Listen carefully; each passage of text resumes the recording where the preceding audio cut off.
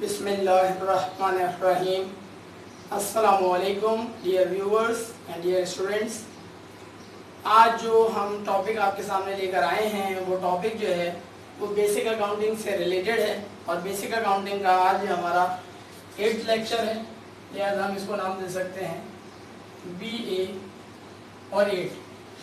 BA stands for basic accounting. Basic accounting का ये हमारा आज 8वां लेक्चर है। आज से कबल जितनी चीज़ें हमने पढ़ ली हैं उनके अंदर हमने बेसिक हेड्स ऑफ अकाउंट जो स्टडी कर रहे हैं उसके अंदर एसेट्स का पोर्शन हमने कम्प्लीटली पढ़ लिया है। आज हम पढ़ने के लिए जा रहे हैं लायबिलिटीज़।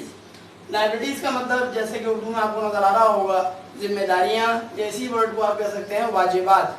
जिम्मेदारी या वाजिबात से क्या मुराद है, पहले एक बेसिक कंसेप्ट आपको क्लियर कर दूं कि जिम्मेदारी या वाजिबात जो हम नॉर्मल सेंस में जिस तरीके से बात कर रहे होते हैं उस सेंस में हमें जिम्मेदारी या वाजिबात को डील नहीं करना है।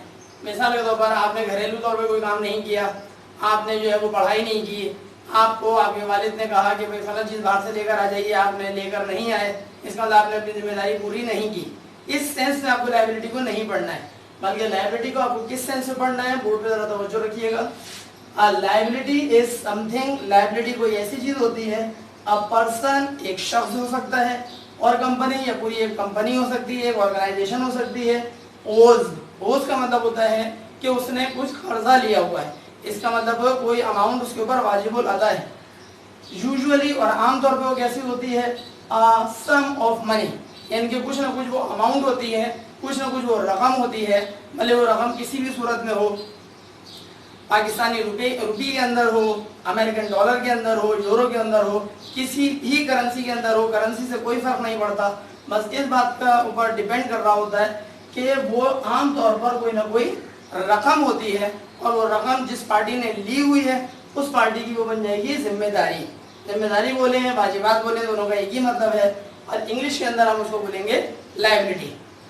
बेसिकली लायबिलिटी जो होती हैं वो दो तरह की होती हैं। एक आपके सामने यहाँ पे बोर्ड के ऊपर नजर आ रहा है करंट लायबिलिटीज, और दूसरे आपके पास मौजूद है लॉन्ग टर्म लायबिलिटीज। याद रखिएगा आज का जो हमारा टॉपिक है वो है बेसिकली करंट लायबिलिटी से रिलेटेड, लिहाजा इसी हमने डिटेल यहाँ पे मेंशन की हुई है।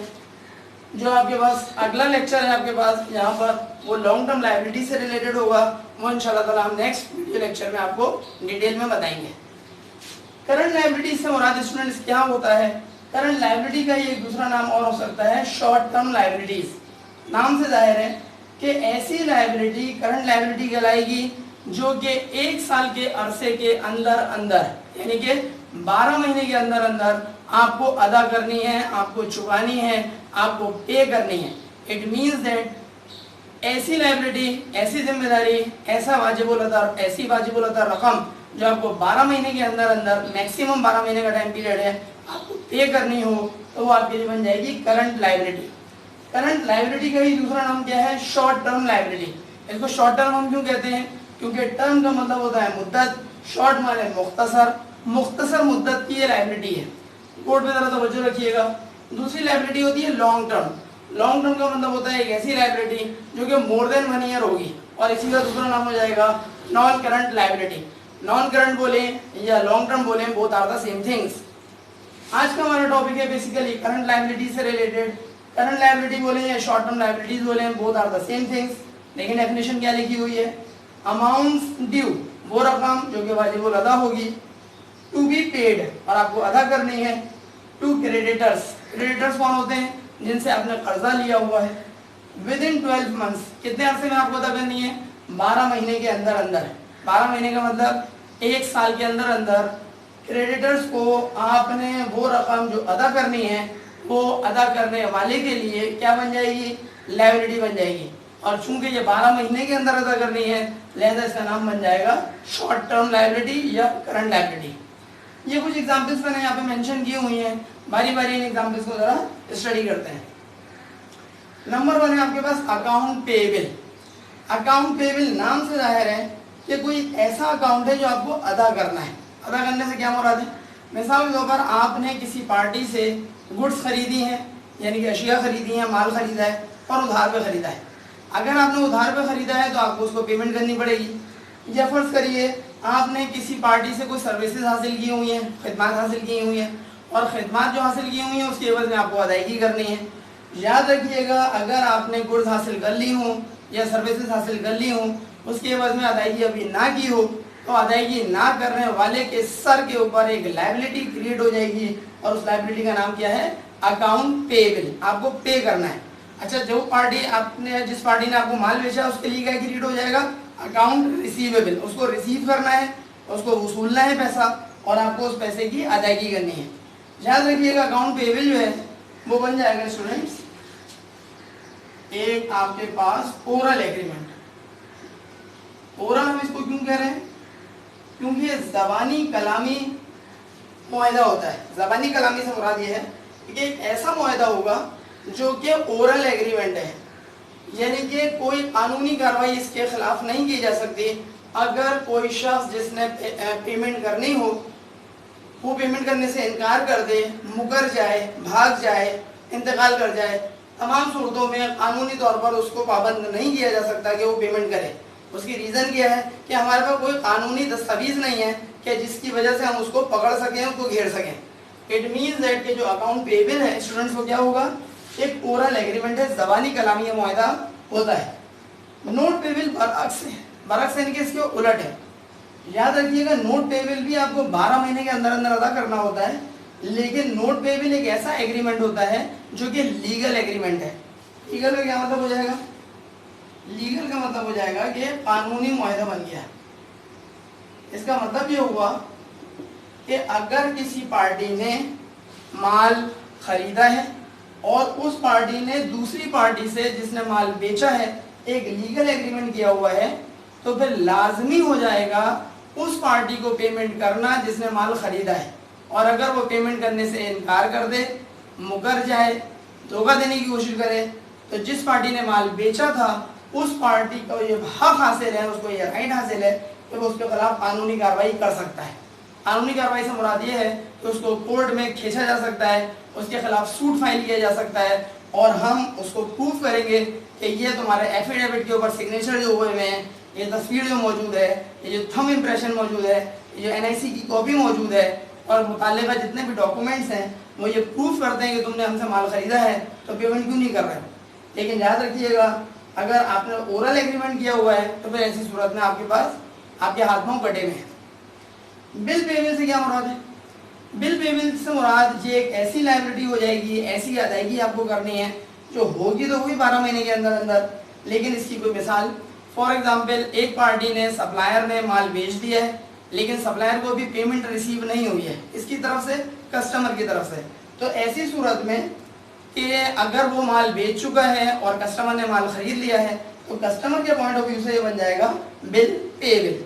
बिल पेएबल क्यों बन जाएगा? क्योंकि कस्टमर ने भी पेमेंट उसको नहीं की है।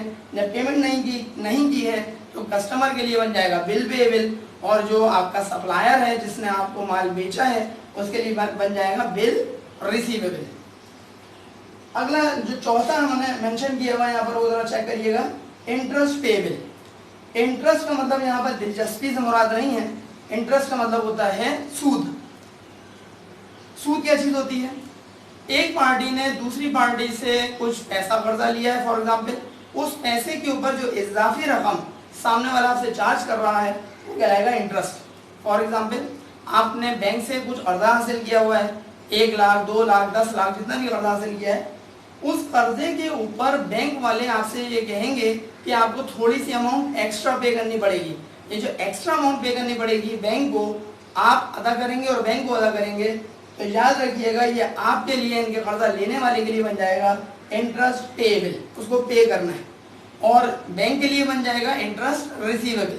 जरूरी नहीं है बैंक हो, कोई भी फाइनेंशियल इंस्टीट्यूशन हो सकता है जिससे आपने कर्जा हासिल किया है, तो चूंकि कर्जा आपको अदा करना है, ओरिजिनल अमाउंट भी अदा करनी है और कर्जे के ऊपर सूद भी अदा करना है, तो जो सूद की रकम होगी, इंटरेस्ट की रकम हो जाएगी, वो इंटरेस्ट पेएबल हो जाएगा। बताएं स्टूडेंट्स, इंटरेस्ट पेएबल कितने अरसे में आपको अदा करना है? बिल्कुल सही, 12 महीने के अंदर ही अदा करना है। इट मीन्स दैट ये जो 12 मंथ्स का लफ्ज है ये इन सबके ऊपर अप्लाई हो रहा है। क्यों सब पर अप्लाई हो रहा है?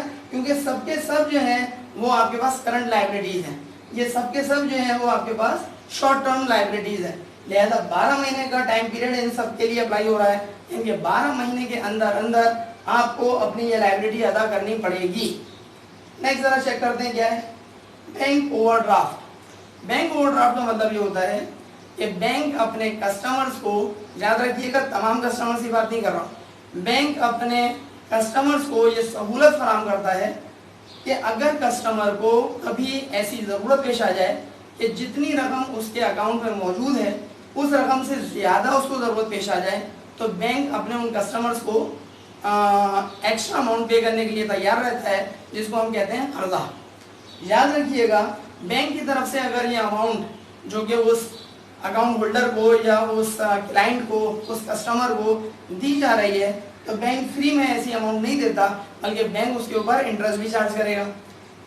बताइए, मैं एक मिसाल देता हूँ। फर्ज करें मेरा पैसा बैंक के अंदर टोटल मौजूद है 1 मिलियन यानी कि 10 लाख, मुझे ज़रूरत पड़ गई है 11 लाख की, तो मैं बैंक को रिक्वेस्ट भेजूंगा, बैंक से रिक्वेस्ट करूंगा कि सर मुझे 11 लाख की ज़रूरत है।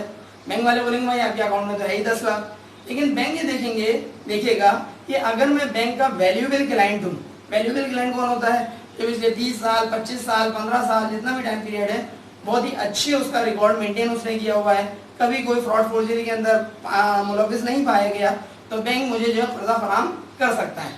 दूसरी सूरत भी हो सकती है कि मुझे तो जुम्मा 8 दिन हुए हैं, 1 हफ्ते पहले मैंने अकाउंट ओपन किया है, अब मुझे ज़रूरत पड़ जाए, तो फिर ऐसी सूरत में मैं बैंक के ही किसी वैल्यूएबल क्लाइंट की गारंटी फराहम करूंगा कि सर फला वैल्यूएबल क्लाइंट की मैं गारंटी लेकर आया हूँ, और अगर मुझे जो वो एक्स्ट्रा अमाउंट चाहिए है तो बैंक मुझे कर्जा इस सूरत में फराहम कर सकता है। यानी कि बैंक ओवरड्राफ्ट की सूरत में आपको मिल सकता है, या तो आप खुद वैल्यूएबल क्लाइंट हो, या खुद वैल्यूएबल क्लाइंट नहीं है तो किसी वैल्यूएबल क्लाइंट की गारंटी बैंक को प्रोवाइड करें। याद रखिएगा कि जो बैंक की आप गारंटी फराहम करेंगे बैंक को, वो लाजमी है कि सेम बैंक होना ज़रूरी है। कभी ऐसा मुमकिन नहीं है कि आपका अकाउंट हो MCB में और आप वैल्यूएबल क्लाइंट की गारंटी लेकर आए हैं HBL की, वैल्यूएबल क्लाइंट की गारंटी लेकर आए हैं आप यूनाइटेड बैंक लिमिटेड की, ऐसा नहीं चलेगा, क्योंकि वो भले उनके बैंक के वैल्यूएबल क्लाइंट हो, HBL वाले, MCB वाले, अलाइड बैंक वाले, जो सभी बैंक है, वो ये देखेगा कि हमारा ये वैल्यूएबल क्लाइंट है या नहीं है। खुलासा क्या निकला कि जिस वैल्यूएबल क्लाइंट की आप गारंटी बैंक को प्रोवाइड करेंगे वो उसी बैंक का ही कस्टमर होना चाहिए, उसी बैंक का ही क्लाइंट होना ज़रूरी है। छोटी सी बात ही मैंने आपसे शेयर करी। बताइए बैंक ओवरड्राफ्ट क्या होता है। बैंक ओवरड्राफ्ट से मुराद एक ऐसे या रकम होती है जो कि आपने बैंक से कर्जे के तौर पर हासिल की हुई है, और जितनी अमाउंट आपने बैंक से कर्जे के तौर पर हासिल की हुई है, बैंक उसके ऊपर आपसे इंटरेस्ट भी चार्ज करता है। मिसाल जो मैंने दी थी उसी को रिपीट करता हूँ। 10 लाख रुपए मेरे अकाउंट में मौजूद है, मुझे 11 लाख की ज़रूरत है, मैंने बैंक से 11 लाख रुपए निकलवा लिए, तो मैं बैंक को 1 लाख रुपए जो इजाफी मैंने निकाला है उसके ऊपर इंटरेस्ट भी पे करूंगा, याद रखिएगा। और मेरा बैंक ओवरड्राफ्ट कितना कहलाएगा, बताएं 10 लाख कहलाएगा या 11 लाख कहलाएगा। सोचिए ज़रा, मेरा बैंक ओवरड्राफ्ट 11 लाख नहीं कहलाएगा, बल्कि बैंक ओवरड्राफ्ट सिर्फ 1 लाख कहलाएगा, 10 लाख भी नहीं कहलाएगा, क्योंकि 10 लाख तो मेरी अपनी रकम है, मैंने कितना निकलवाया 11 लाख। इसका मतलब है 1 लाख से सिर्फ बैंक ओवरड्राफ्ट है मेरे ऊपर, और उस 1 लाख के ऊपर मैं बैंक को इंटरेस्ट भी पे करूंगा। इसका मतलब मेरी 2 तरह की लायबिलिटीज बन जाएंगी, एक बैंक ओवरड्राफ्ट की रकम जो कि 1 लाख है, और एक एक्स्ट्रा अमाउंट इंटरेस्ट की, वो भी मेरे लिए लायबिलिटी बनेगी। एक्रूड एक्सपेंस, नाम में एक्सपेंस आ रहा है लेकिन लफ्ज साथ में लिखा हुआ है एक्रूड। एक्रूड का मतलब याद रखिएगा वाजिबुल अदा।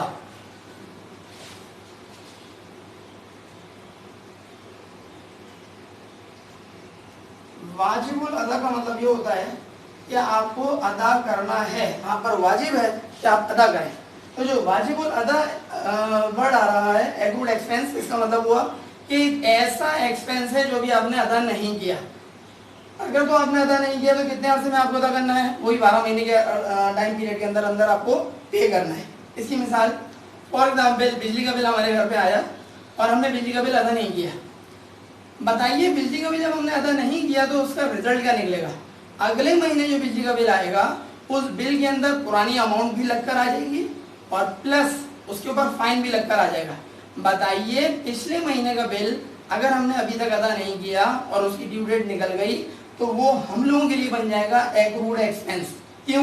क्योंकि हम ये इलेक्ट्रिक वालों से सहूलत यूटिलिटी हासिल कर चुके हैं, बिजली घर में इस्तेमाल कर चुके हैं, पेमेंट हमने नहीं की, तो जो पेमेंट हमने नहीं की वो हमारे लिए बन जाएगी लायबिलिटी।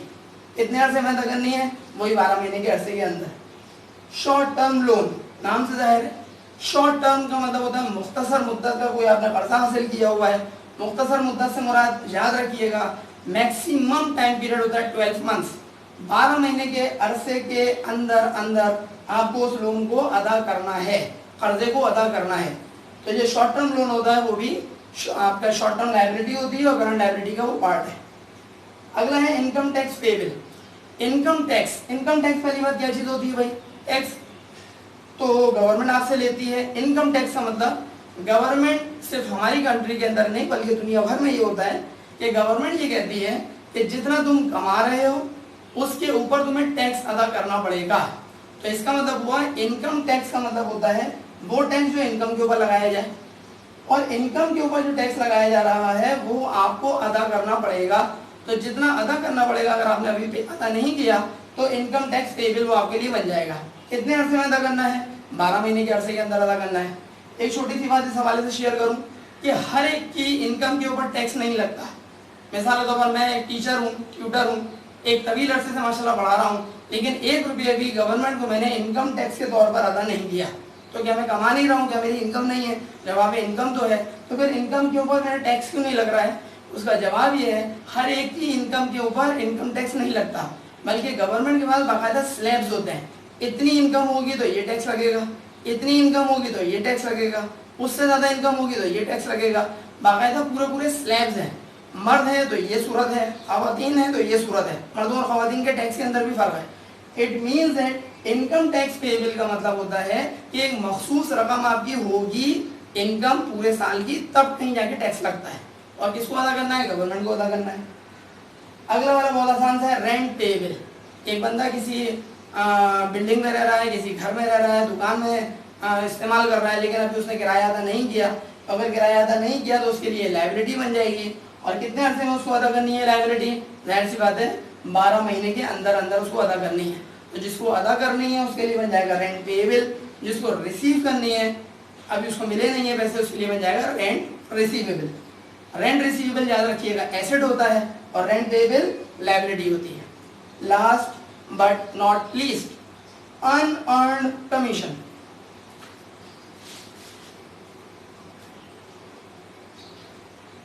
पहली बात तो यह है कि ये दो टुकड़े हैं इसके। अर्न का मतलब होता है कमा लिया, अनअर्न्ड माने आपने नहीं कमाया। अनअर्न्ड कमीशन का मतलब होता है एक ऐसा कमीशन है, कमीशन की एक ऐसी रकम है जो कि आपकी जेब में पैसा तो आ गया है लेकिन अभी आपने कमाया नहीं है। क्वेश्चन ये पैदा होता है कि भाई ये किस किस्म की रकम है जो जेब में तो आ गई लेकिन कमाया नहीं। उसकी 1-2 मिसाल आपको मैं पेश करता हूँ।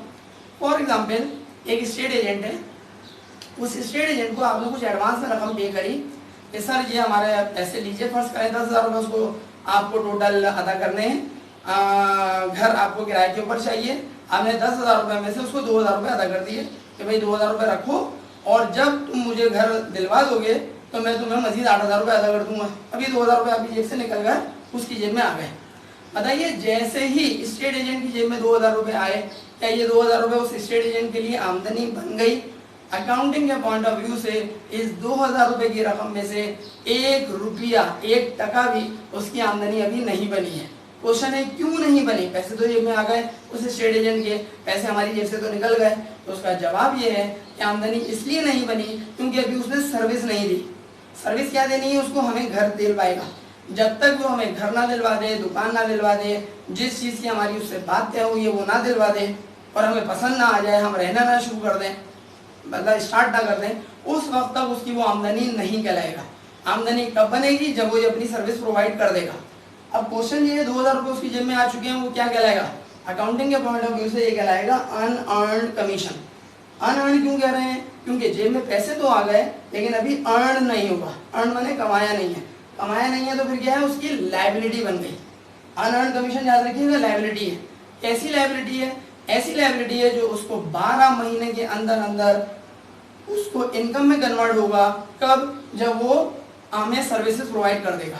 एक छोटी सी मिसाल और दे सकता हूँ, अनअर्न्ड फी या unearned tuition fee, unearned consultation fee क्या होती है? कि कोई प्रोवाइड कर रहा है अपनी कंसल्टेशन सर्विसेज, कोई प्रोवाइड कर रहा है अपनी सर्विसेज बढ़ाने के हवाले से। अगर उसको एडवांस में पैसे मिल गए हैं तो एडवांस में पैसे मिल जाने के बावजूद चेक में तो पैसे आ गए, लेकिन अभी इनकम नहीं कहलाएगी। इनकम उस वक्त कहलाएगी जब वो अपनी सर्विसेज दे देगा, पूरा महीना सर फोड़ लेगा बच्चे के साथ, इदारे के अंदर जहाँ वो पढ़ाता है पढ़ा लेगा। तो जैसे ही महीने का आखिरी दिन आएगा उस वक्त वो कह सकता है कि वो पैसे जो उसने एडवांस में हासिल कर लिए थे, अगर कर लिए थे, तो वो उसके लिए अब जाके at the end of the month, याद रखिएगा, इनकम बनेगी। अनअर्न्ड रेंट, इसी को हम कह सकते हैं। अनअर्न्ड रेंट का मतलब होता है अगर आपने माली मकान को एडवांस में किराया दे दिया है उसके लिए इनकम नहीं कहलाएगा। कब कहलाएगा? At the end of the month. उम्मीद है कि आपको ये सारे के सारे जो हमने आपके सामने लाइब्रेरीज के हवाले से, करंट लाइब्रेरीज के हवाले से एग्जाम्पल्स लिखी हैं, समझ में आई होंगी। आखिर में मैं यहाँ पर एटसेट्रा लिख देता हूँ ताकि स्टूडेंट को ये अच्छी तरह समझ में आ जाए कि यही टोटल एग्जाम्पल्स नहीं है, इसके अलावा भी कोई मिसाल हो सकती है। करंट लाइब्रेरी और हमने लॉन्ग टर्म लाइब्रेरी के हवाले से आज के हमारा डिस्कशन था। लॉन्ग टर्म लाइब्रेरी के हवाले से डिटेल में इंशाल्लाह डिस्कस करेंगे अगले वीडियो लेक्चर के अंदर। उम्मीद है कि आपको हमारा आज का वीडियो लेक्चर अच्छी तरह समझ में आया होगा, इन डिटेल समझ में आया होगा इंशाल्लाह ताला। अगर ये बात आपको अच्छी लगी हो, वीडियो लेक्चर पसंद आया हो, तो काइंडली इसको अपने फ्रेंड्स में शेयर कराएं। इस वीडियो लेक्चर से रिलेटेड किसी किस्म का आपको कोई सवाल हो, इस व्हाट्सएप नंबर पे आप हमें वो सवाल सेंड कर सकते हैं। अगर चैनल सब्सक्राइब नहीं किया है तो काइंडली चैनल को सब्सक्राइब कर लीजिए और बेल आइकन के ऊपर लाजमी क्लिक करिएगा ताकि हमारी जो न्यू वीडियो अपलोड हम करें हमारी तरफ से वो आपको फ़ौरन मिल सके। अगले वीडियो लेक्चर तक के लिए इजाज़त दीजिए। अस्सलाम वालेकुम।